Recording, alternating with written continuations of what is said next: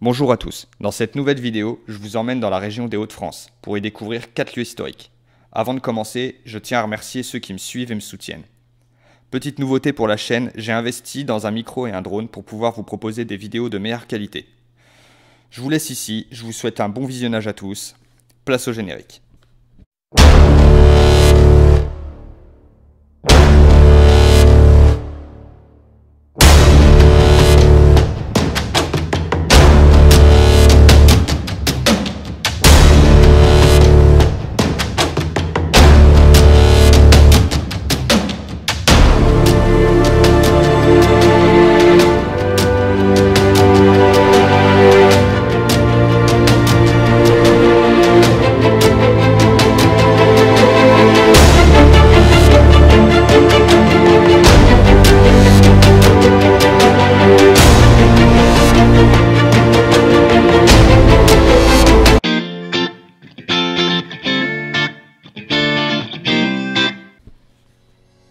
Pour les premiers sites, on se retrouve sur la ville de Le Portel, au fort de l'Eure.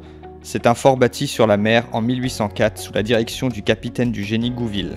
Il avait pour but de protéger le camp de Boulogne. Napoléon Bonaparte leva le camp en 1805 et il fallut attendre la Seconde Guerre mondiale pour que le fort retrouve son unité militaire.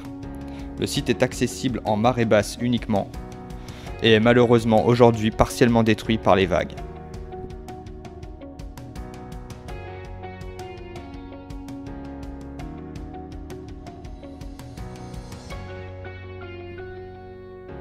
Un peu plus loin, on y découvre aussi le fort d'Alprech. Après la guerre franco-prussienne de 1870, les anciennes fortifications étant devenues obsolètes, Adolphe Thiers, premier président de la Troisième République, créa un comité de défense en vue de la réalisation de fortifications. Le général Céré de Rivière sera donc chargé du projet. La batterie d'Alprech sera ainsi construite entre 1875 et 1880 afin de protéger le port de Boulogne. Pendant les deux guerres mondiales, la batterie d'Alprech, armée de canons et d'obusiers, abrita des casemates destinés au logement de centaines d'hommes et de poudrières. Elle fut opérationnelle pendant la guerre 14-18 et occupée par l'armée allemande de 1940 à 1944.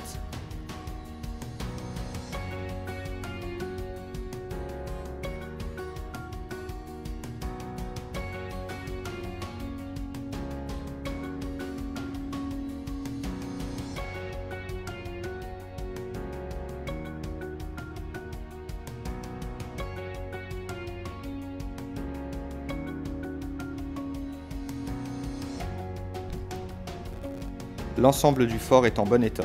Il s'agit d'un fort casematé construit de pierres et de briques. Plusieurs salles sont visitables.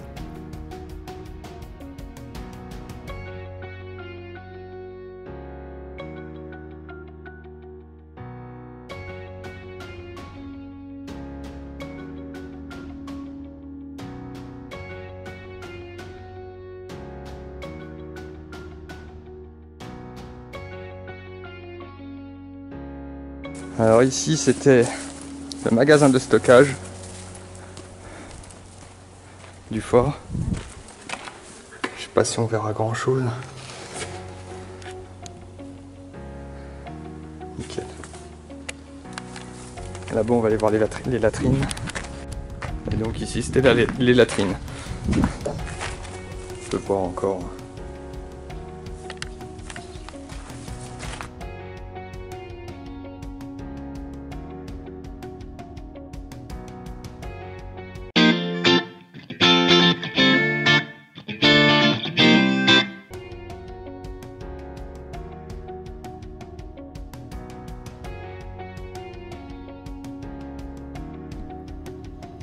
Pour le deuxième lieu, on se retrouve sur la colonne de la Grande Armée, aussi appelée la colonne Napoléon, érigée en l'honneur de Napoléon Ier près du camp de Boulogne, où Napoléon avait réuni des troupes de près de 150 000 hommes en vue d'une éventuelle conquête de l'Angleterre. Elle fut construite entre 1807 et 1810. Comme le monument de la Légion d'honneur, la colonne se trouve sur un axe matérialisé par la longue avenue qui va de la mer vers l'arrière-pays boulonnais. C'est aussi un jardin historique. On peut constater aussi que sur le monument, Napoléon tourne le dos à l'Angleterre, ce qui représente un symbole fort du conflit qui existait entre la France et l'Angleterre.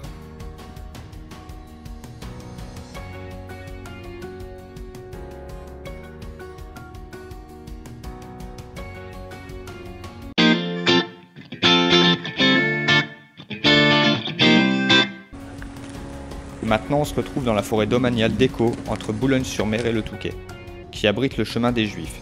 Il serpente les dunes d'Écault jusqu'à Condette, près du château d'Ardelot. Ce chemin a été bétonné par une main-d'œuvre forcée durant la Seconde Guerre mondiale. Il a été construit à partir de 1942 par plusieurs milliers de Juifs belges, français, néerlandais, prisonniers des camps nazis de Danne et Camier. Le chemin constituait pour les Allemands une voie d'acheminement des matériaux pour la construction de blocos et batteries de tir, jusqu'à la plage. Une stèle commémorative a été placée à mi-parcours pour rappeler que des milliers de Juifs sont morts pendant la construction.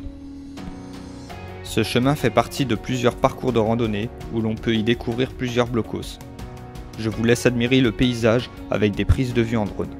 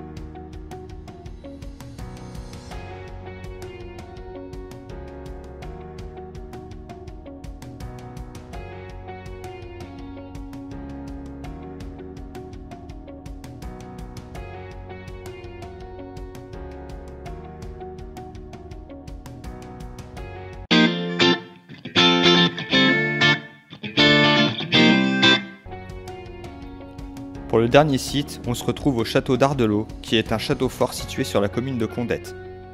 Édifié au XIIIe siècle par le comte de Boulogne Philippe Urpel, dans un contexte de fortification de la côte, c'est alors une enceinte fortifiée de forme polygonale, composée de 10 imposantes tours.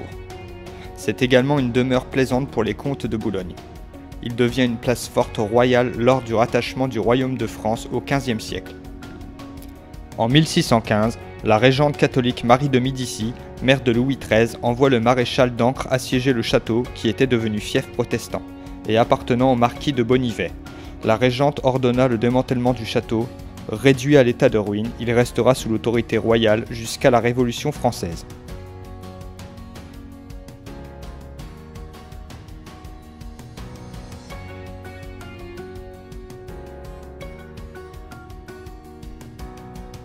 Il est racheté en 1848 par Sir John Hare. Féru d'histoire et d'antiquité, il entreprend des fouilles et reconstruit l'ancien donjon. En 1865, les ruines sont rachetées par Henri Guy, un londonien marié à une chanteuse d'opéra qui fera construire sur les ruines une demeure à l'architecture étonnante. Le château sera encore racheté plusieurs fois jusqu'en 1934 par l'abbé Bouly, qui le confiera aux sœurs de Sainte-Agnès d'Arras, qui y accueillent des malades et orphelins. L'abbé Bouly le lèguera à sa mort à l'association des loisirs de Condette en 1958. Il fait aujourd'hui l'objet de travaux pour accueillir une exposition sur les conflits entre la France et la Grande-Bretagne. «